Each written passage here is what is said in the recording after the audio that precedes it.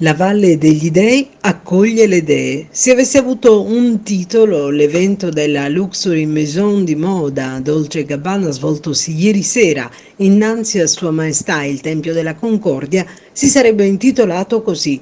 Abiti da dee, luccicanti e dai ricercatissimi tessuti, e poi perle, pizzi, ricami, ben 125 uscite che hanno messo in luce la straordinaria capacità del fashion brand di organizzare una serata a tema nella quale il filo conduttore è stato la storia con tanti riferimenti mitologici.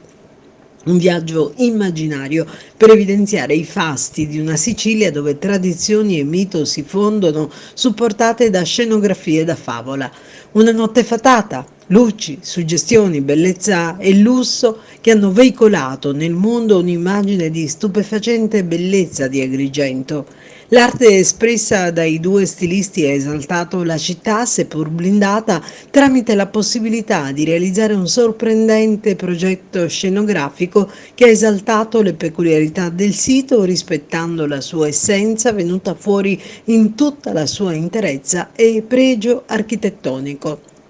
E al netto delle consuete polemiche, invero anche un po' discutibili data la riuscita finale, di qualche arrabbiatura per il traffico veicolare impazzito, anche questo necessario, benvengano questi eventi in una città e in una provincia che da Google Camp, Dolce Gabbana, Roccoforte ed altri hanno avuto testimonianza e riconoscimento di grandi potenzialità. I cittadini ne sono convinti e sono pronti a mettersi in gioco in un progetto di competenze mirate e impegno professionale. Bisogna che se ne convinca la politica fornendo precisi, inderogabili e categorici input ai burocrati che la stessa tiene ai posti di comando.